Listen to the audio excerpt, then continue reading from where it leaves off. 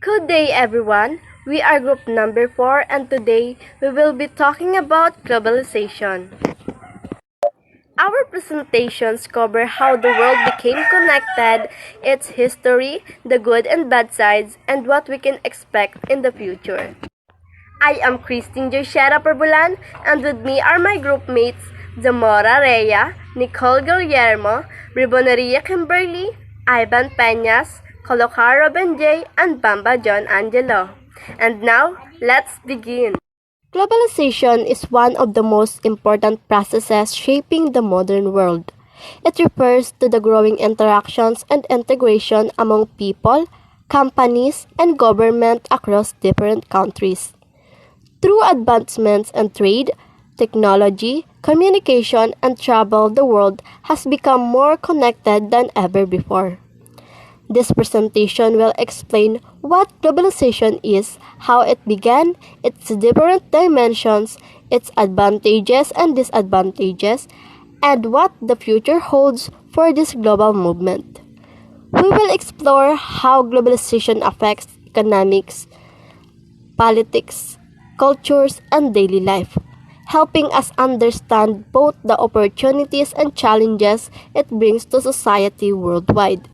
To put it simply po, globalization is what makes our world feel like one big community.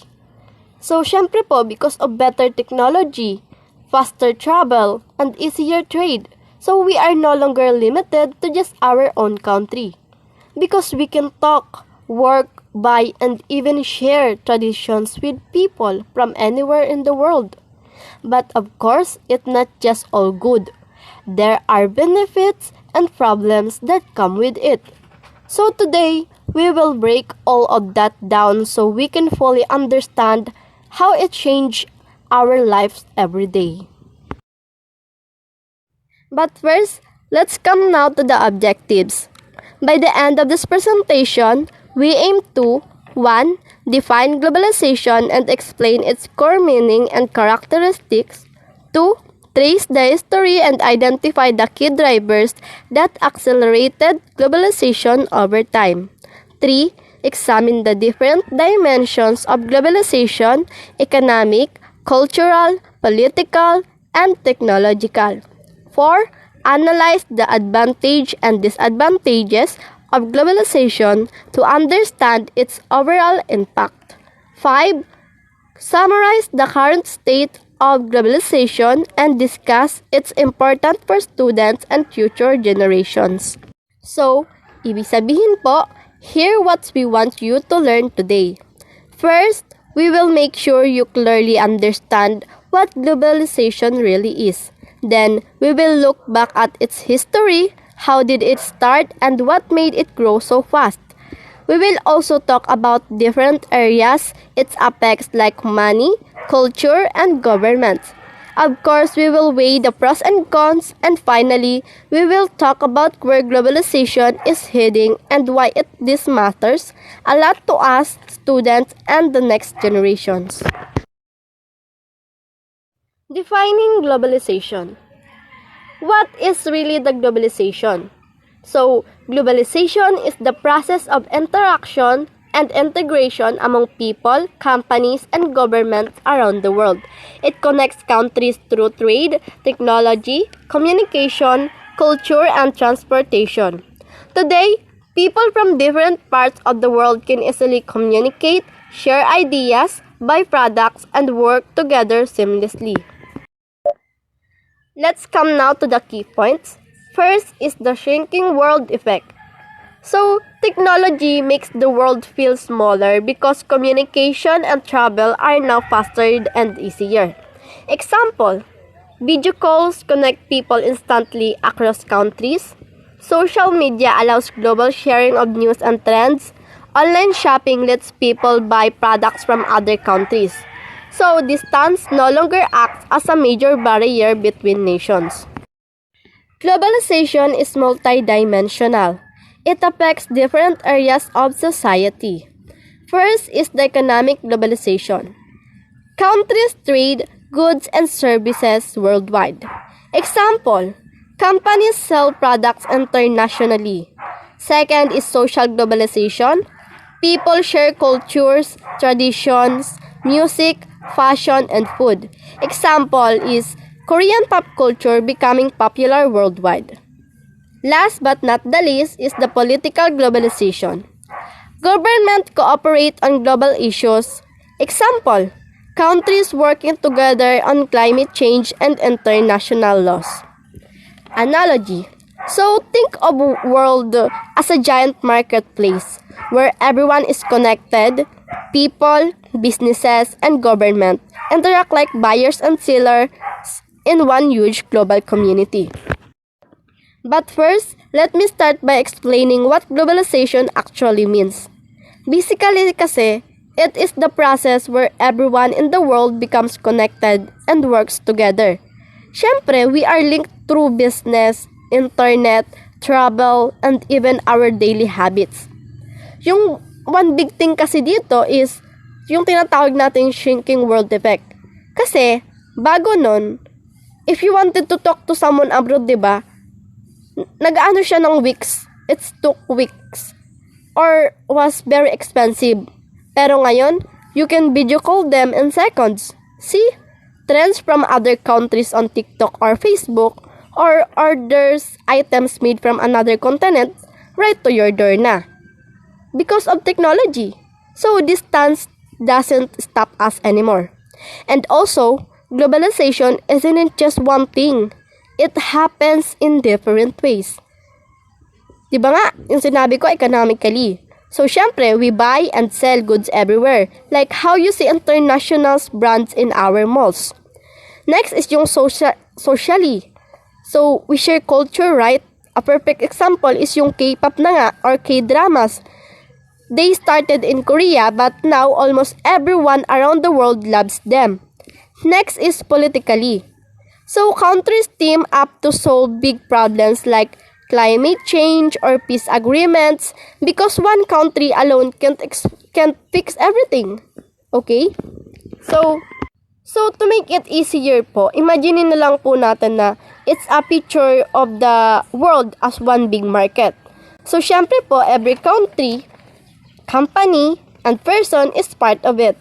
So, interacting like buyers and sellers in one big community, that is globalization. So, yun lamang po. Maraming salamat.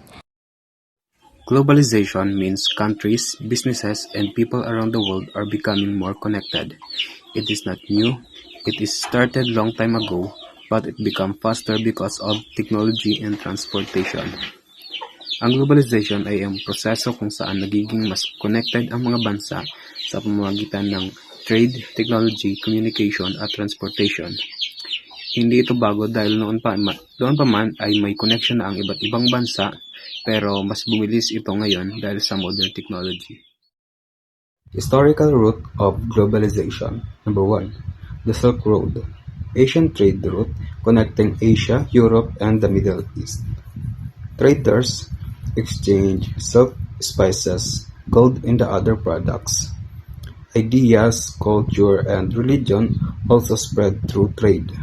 Example, China traded silk to Europe. Unang halimbawa daw po ng historical route ng globalization ay ang Silk Road. Isa itong Asian trade route na nagdudugtong sa Asia, Europe at Middle East. Dito nagpapalitan ang mga tao ng silk, spices, gold at iba pang products. Hindi lang products ang kumakalat kundi pati na rin yung culture, idea at religion. Number 2, Age of Exploration. Happened during 15th to 17th century. European explorers traveled by sea to find new trade routes. Countries started trading with different parts of the world.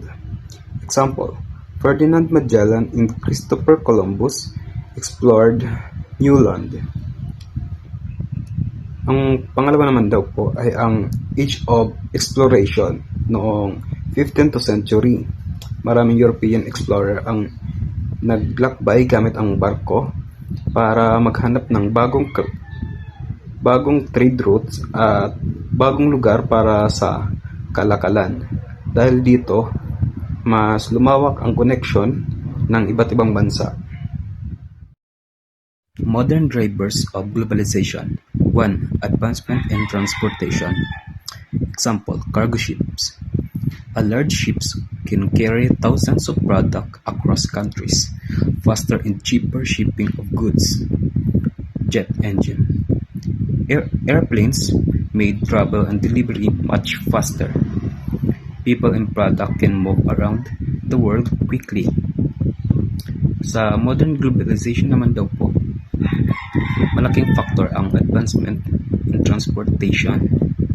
Ang cargo ship ay nakakatulong para mabilis at murang maipadala ang mga products sa iba't ibang bansa. Ang jet engines naman po ay nagpabilis ng travel at delivery ng goods at tao sa iba't ibang part ng mundo. Role of Internet and digital communication. Internet. People can communicate instantly anywhere in the world. Businesses can sell products online globally. Online shopping and digital payment became common. Digital communication. Email, social media, and video calls connect people easily. Companies can work with employees and customers from other countries in real time. Example, a person in the Philippines can order product from other countries using online app and website. Malaki rin ang role ng internet at digital communication. Dahil sa internet, mabilis nang makipag-usap at makipag-transact online. Businesses can now sell products globally gamit ang online shopping app and website. Through email, social media, and video calls, mas madali na rin makipag-communicate sa mga tao mula sa iba't ibang bansa. Conclusion. Globalization started through trade and exploration long ago. Today, transportation and the internet made global connection faster, easier, and stronger. Good day everyone, my name is Kimberly Sibre Boneria, member of Group 4. So for today's video, we will all tackle economic globalization. So first, what is economic globalization? Economic globalization is the connection of countries through trade, business, technology, and investments. It allows goods, services, and money to move across countries easily. Countries become more dependent on one another economically. So for example, a cell phone designed in the USA may be assembled in China and sold in the Philippines. So in this slide, economic globalization means that countries around the world are connected through business and trade. Different countries work together to produce and sell products, share technology, and invest money in one another. Because of this connection, countries depend on each other for goods, services, jobs, and resources. Example daw, a cell phone designed in the USA may be assembled in China and sold in the Philippines. So the USA daw yung nag-design. The company creates the phone's ideas, features, and technology in the United States.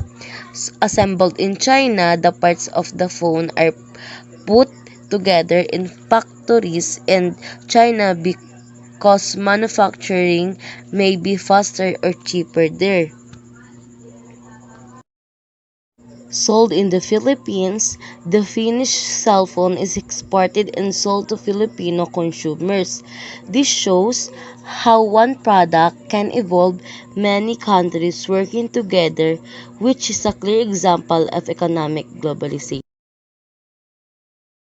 Trade. Trade is the buying and selling of goods and services between countries.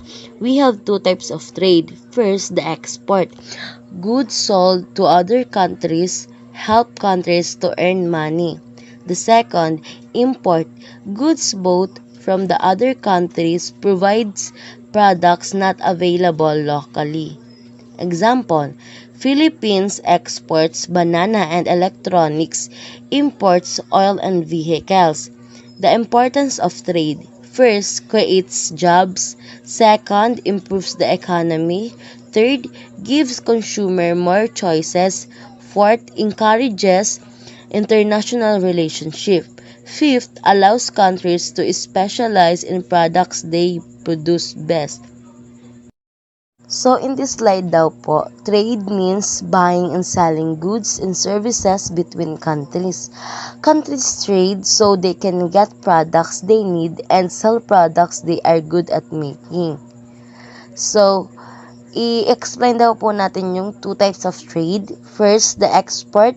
Products a country sells to other countries. For example, the Philippines sells banana and electronics to other countries.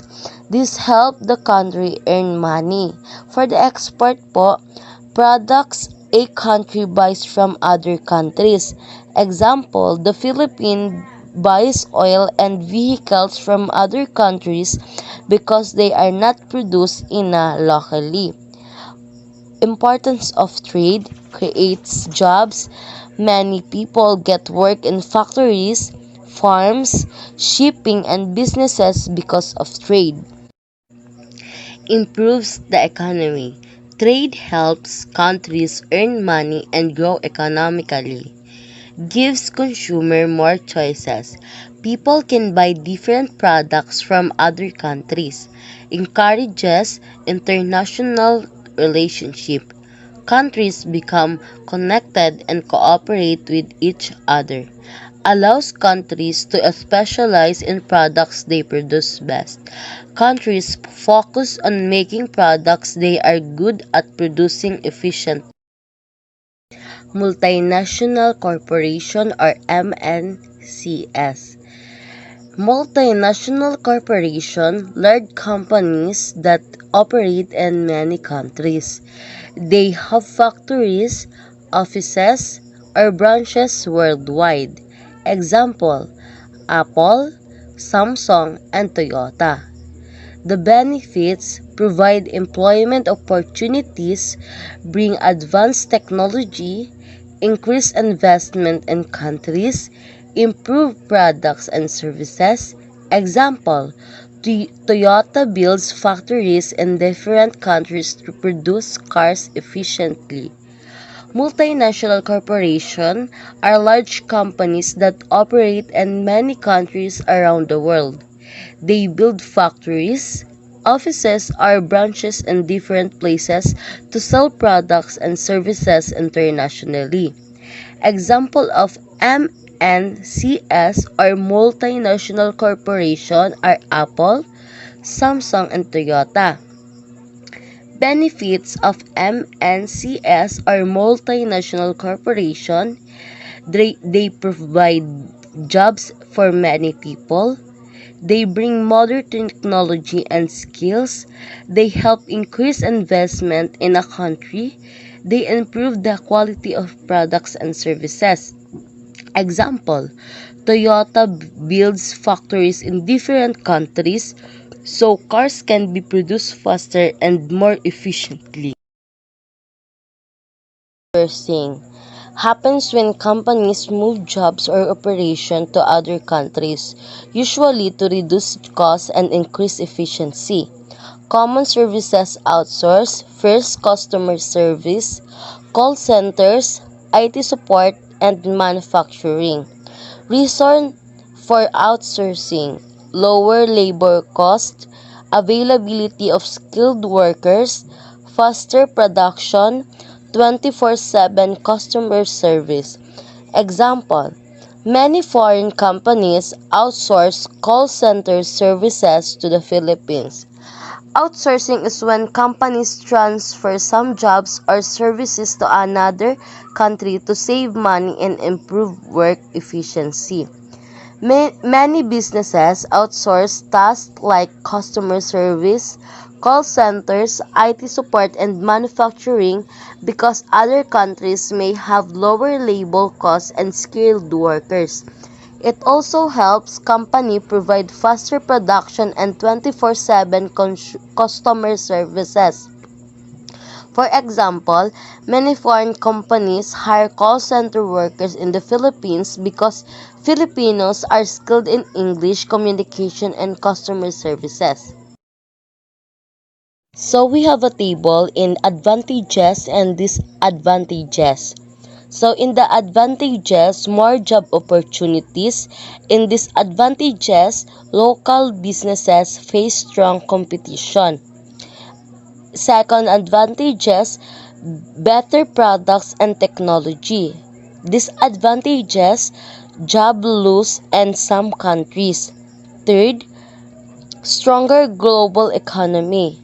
In disadvantages, economic dependence on other nations. Fourth, increased international cooperation. In disadvantages naman, environmental concerns. So last, we have conclusion. Economic globalization connects countries through trade and business.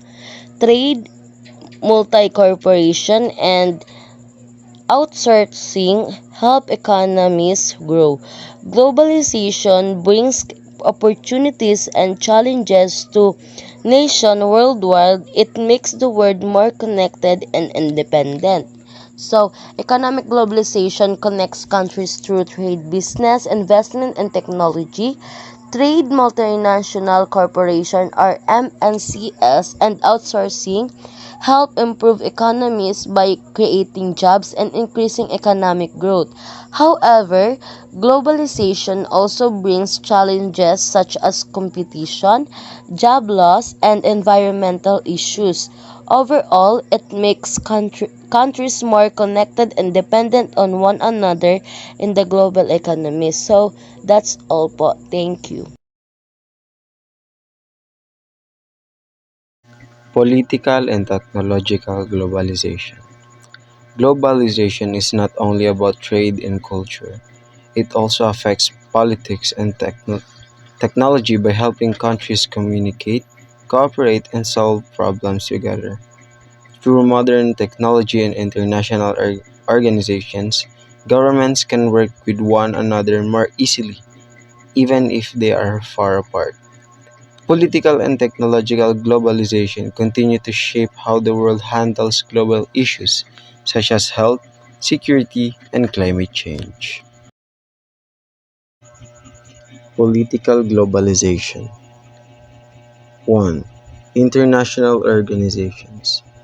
Political globalizations allows countries to work together through international organizations. These organizations help maintain peace, improve trade, and solve global problems. United Nations or UN promotes peace, human rights, and international cooperation. World Trade Organization or WTO manages international trade rules. And lastly, World Health Organization focuses on global health issues and disease prevention. These organizations help countries communicate and make decisions that affect the whole world. Cooperation on global issues. Many problems today cannot be solved by one country alone. Political globalization encourages countries to cooperate on worldwide challenges. For example, is climate change, pandemics such as COVID-19, international conflicts and security threats. For example, during the COVID-19 pandemic, many countries worked together by sharing medical information, vaccines, and health guidelines so countries become more connected and dependent on one another when facing global challenges. Technological globalization. Digital communication. Technology has made communication much faster and easier across the world. People can now connect instantly using the internet. The examples are social media platforms, video calls, and emails and messaging apps. Because of technology, governments, businesses, and individuals can communicate in real time. so information spreads quickly, making the world feel more connected. Digital borderlessness. The internet has reduced the limits of physical distance. People can access information, news, and services from different countries anytime. Examples are online learning, international online businesses, and global news access 24/7. So, social media also influences politics by allowing people to share their opinions, spread awareness, and discuss important events worldwide. For example, a political issue happening in one country can quickly become known worldwide through social media. So there are advantages and challenges. The advantages are faster communication between countries, better cooperation on global problems, easier sharing of knowledge and technology, and more access to information in education. The challenges are spread of false information online, cybersecurity threats and hacking, privacy concerns on digital platforms, and political conflicts spreading quickly through media. In conclusion, political and technological globalization have made the world more connected through international cooperation and digital communication. Governments can now work together more efficiently, while technology allows people to communicate and access information instantly. Understanding political and technological globalization helps students see how technology and global cooperation influence everyday life and the future of society.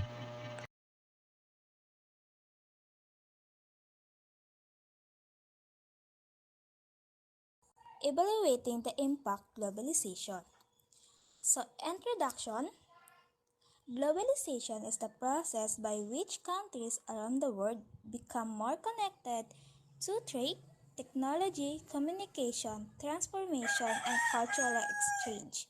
It has made the world more interconnected than ever before. While globalization has brought many benefits to individuals, businesses, and nations, it has also created challenges that affect economics, societies, and the environment. Understanding both its advantage and disadvantage help us better evaluate its overall impact on the world. So, globalization daw is the process where countries around the world become more connected. So, ibig sabihin, mas nagiging connected ang mga bansa ngayon kumpara noon dahil sa modern technology at mabilis na communication. Because of globalization has become easier for people and countries to share product, ideas, and information. Halimbawa, mabilis na tayo makagamit ng social media, makakapag-order ng product from other countries, at makakapag-travel ng mas mabilis kesa dati. It also helps businesses grow because they can create international markets. However, globalization also has disadvantage while it improves economics and communication. It can also create problems like unfair competition between big international companies and small local businesses. Minsan daw is makakaapektuhan din ang local culture dahil sa sobrang influence na ibang bansa. In addition, it can also contribute to environmental problems because of increased production and transformation. So let's proceed the advantage of globalization. First, economic growth and development. One of the biggest advantage of globalization is economic growth. Countries can trade goods and services with one another, allowing businesses to expand into international market. This creates more opportunities of investment, production, and income generation. For example, development countries often attack foreign companies that build factories to provide service. This helps improve local economics by increases employment and boosting infrastructure development. So may tatlong impact na key is national income, encourage industrial development, improve economic stability through global trade. So, economic growth and development daw is sa pinakamalaking benepisyo ng globalization ay ang economic growth o paglago ng ekonomiya. Dahil sa globalization, ang mga bansa daw is nagkakaroon ng pagkakataon na makipagkalakalan ng goods at service sa isa't isa. Dahil daw dito, mas lumalawak ang market ng mga negosyo at nagkakaroon sila ng pagkakataon na mag-expand sa ibang bansa. Example na lang, maraming development countries ang na-attract sa mga foreign companies na nagtatayo ng factories o nagbibigay ng service. Dahil dito, mas maraming trabaho ang nalilikha sa mga tao o tumataas ang kita ng bansa. Nakakatulong din ito sa pag-improve ng infrastructure tulad ng roads, buildings at transportation system. Second, access to describe product and service.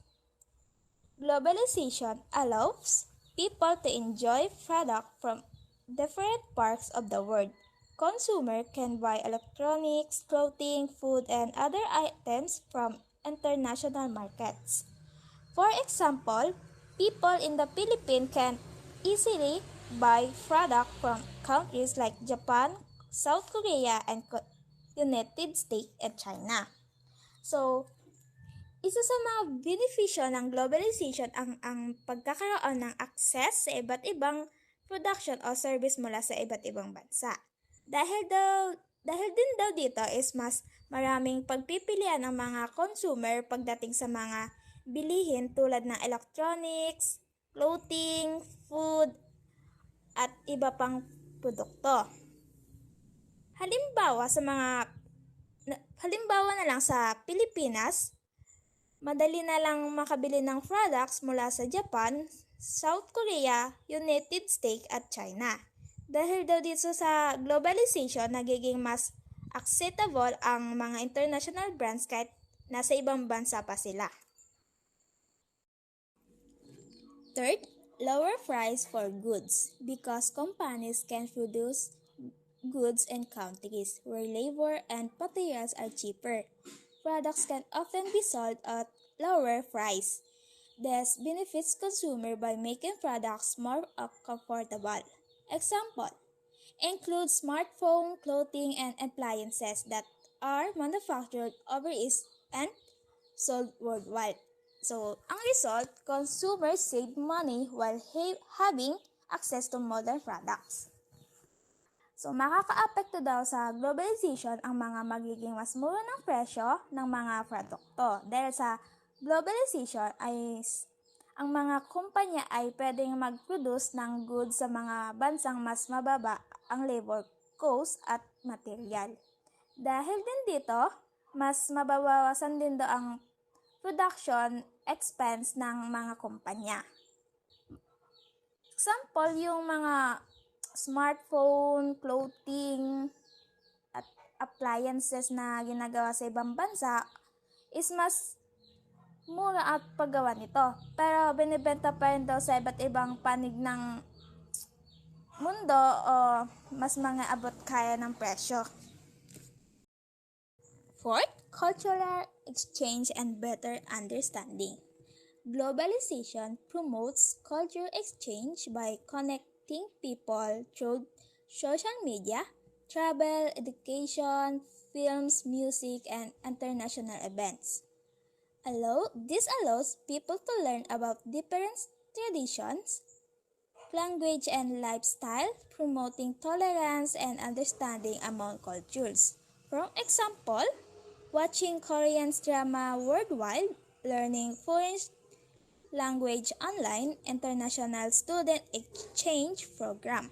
So, impact, globalization helps build respect and appreciation for cultural diversity. So, ang cultural exchange o pagpapalitan ng kultura sa pamamagitan ng social media, travel, education, films, music, and international events. Mas nagiging connected daw ang mga tao mula sa iba't ibang bansa. Through globalization, natututo daw tayo tungkol sa iba't ibang tradisyon, wika at paraan ng pamumuhay sa ibang kultura. Nakakatulong din daw ito is mas nagiging open-minded tayo at makakaunawa natin ang pagkakaiba't iba ng bawat bansa. Fifth, technological advancement. Globalization encouraged the sharing of technology and innovation between countries. New discoveries spread, quickly improve communication, medicine, transformation, and education. Example, online learning platforms, faster internet access, advanced medical equipment. So, nakakatulong din daw po sa paglalaganap ng teknolohiya o innovation sa iba't ibang bansa. Dahil din, mas mabilis kumakalat ang mga bagong discoveries at ideas na nakakapagpabuti sa iba't ibang aspekto ng buhay tulad ng communication, medicine, transformation, and education. Through globalization, mas mapapadali ang access sa modern technology. Halimbawa na lang, mas marami na ang gumagamit ng online learning platforms para sa pag-aaral, mas mabilis na internet access para din sa communication at information. Mas advanced sa medical equipment kesa dati and mas maayos na healthcare service. So, tapos na tayo sa advantage of globalization. Dito naman po tayo sa disadvantage of globalization. First, wealth equality. Although globalization creates wealth, the benefits are not always shared equality. Richer countries and large multinational corporations often gain more compared to poorer nations. Some developing countries remain dependent of wealthier nations for technology, loans, and trade opportunities. Effect: rich countries become richer. Poor countries may struggle to compete. Equality distribution of income. So, nakakatulong sa paglikha ng yaman o wealth, pero hindi ito yung pantay-pantay na naibabahagi sa lahat ng bansa. Kadalasan, mas mayayamang bansa at ang malalaking multinational companies ang mas nakikinabang kumpara sa mga mahihirap sa bansa. Ilang developed countries din ay mananatiling umaasa sa mga mayayamang bansa pagdating sa technology, loans at trade opportunities. Hirap din silang makipagsabayan sa global market, so dahil kulang sa insure at capital. So next, job losing in center sector.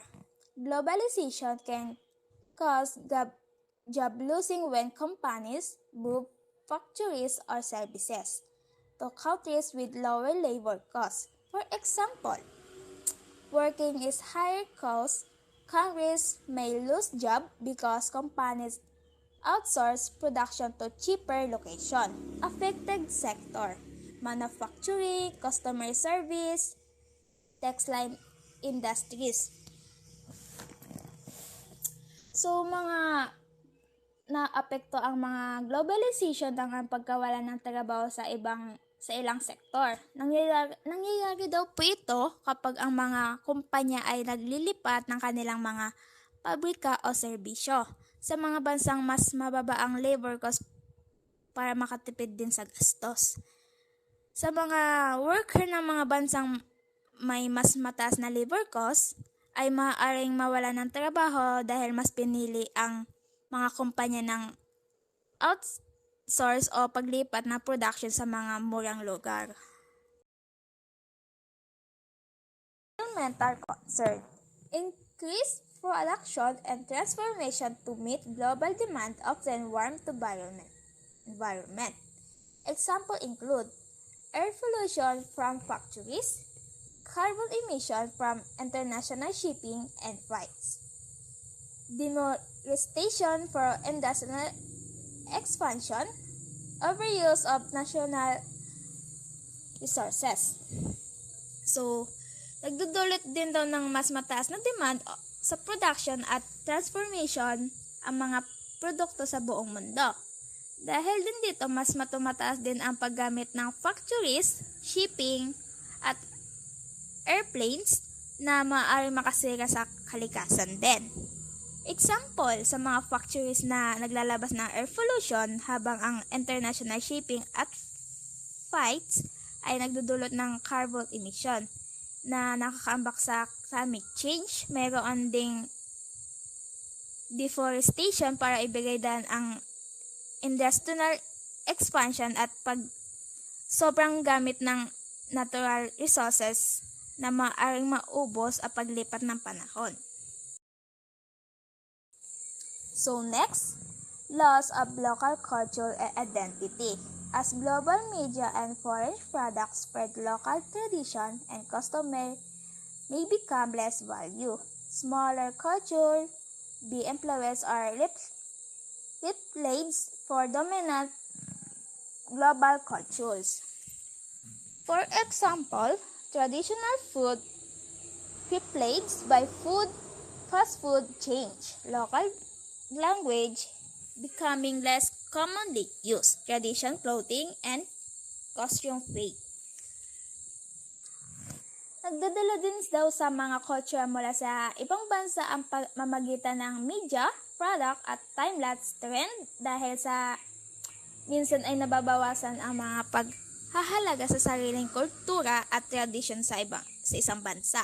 As global media and foreign product become more popular, ang ilang local tradition daw ay unti-unting nawawala o hindi na gaano ginagamit dahil mas naapektuhan ito lalo na ang mas maliliit na kultura na maaaring maimpluwensyahan o mapalitan ng dominant global cultures.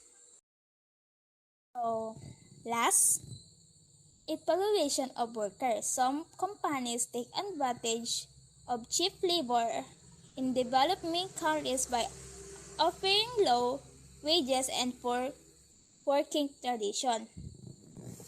Workers may face long working hours, unsafe workplace, limited legal protection.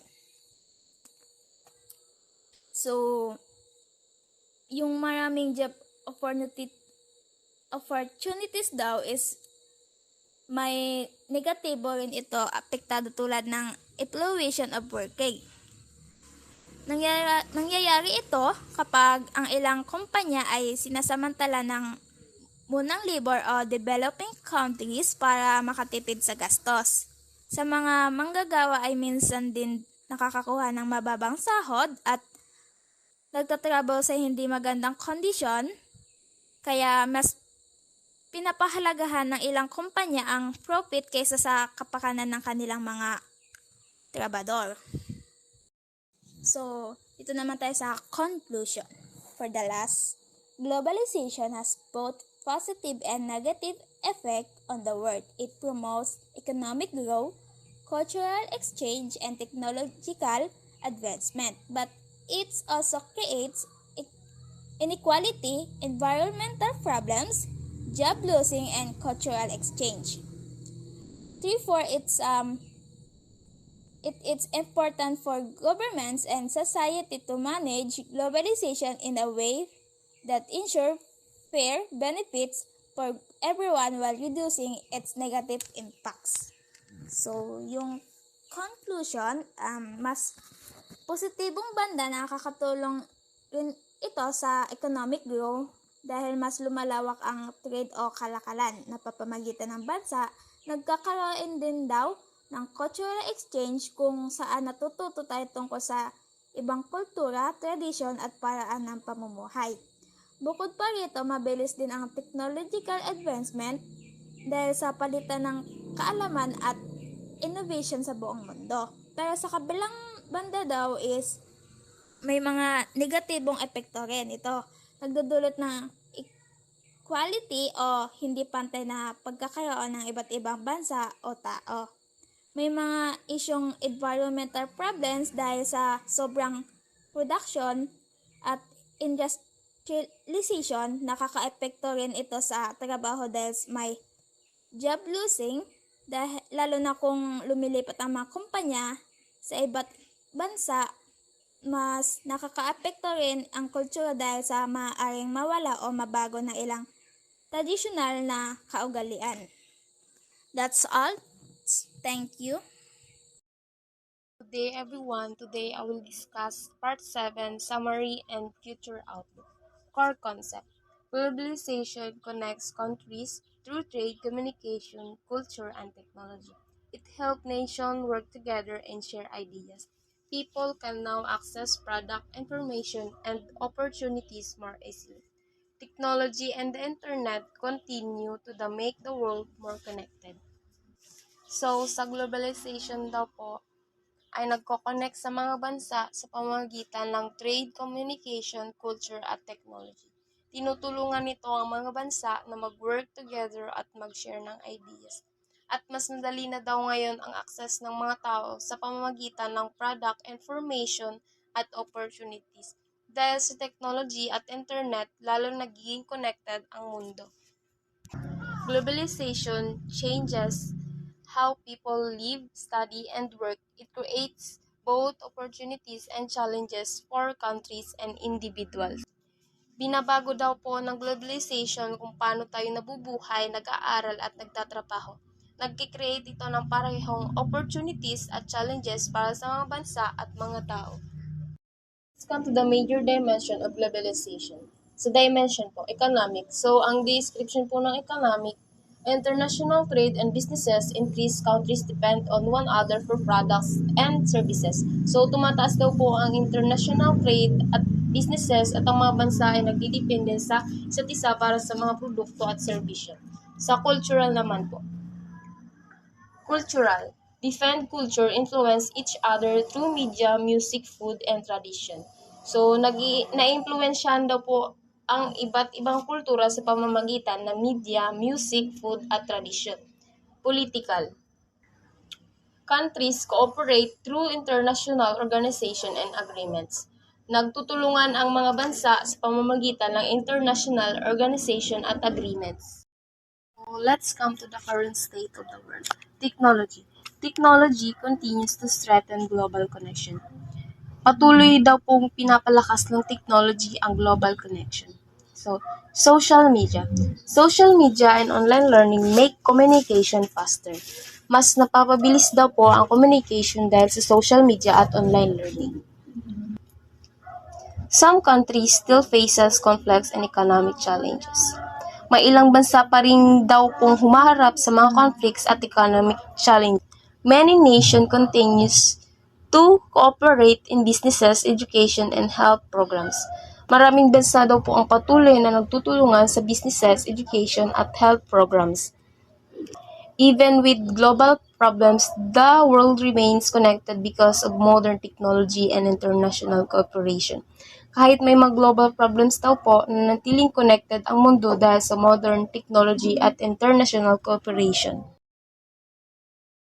Conclusion. Why understanding globalization is important? Students need to understand globalization to become informed citizen. Kailangan daw pong maintindihan ng mga estudyante ang globalization para maging informed citizen sila. It helps people appreciate to different cultures and perspective. Nakakatulong daw po ito para ma-appreciate ang iba't ibang cultures at perspective. Knowledge about globalization prepares students for futures, careers, and global opportunities. Ang kaalaman tungkol dito ay naghahanda sa mga estudyante para sa kanilang futures, careers, and global opportunities. Globalization will continue to shape the futures, so understanding its effect is essential for everyone. Patuloy daw pong huhubugin ng globalization ang ating kinabukasan, kaya mahalaga para sa lahat na maintindihan ang mga apekto nito.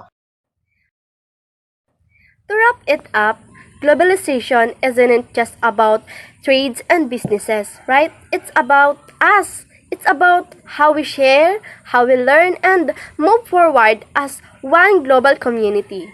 So, yun lamang po. Maraming salamat and thank you for watching. Bye-bye!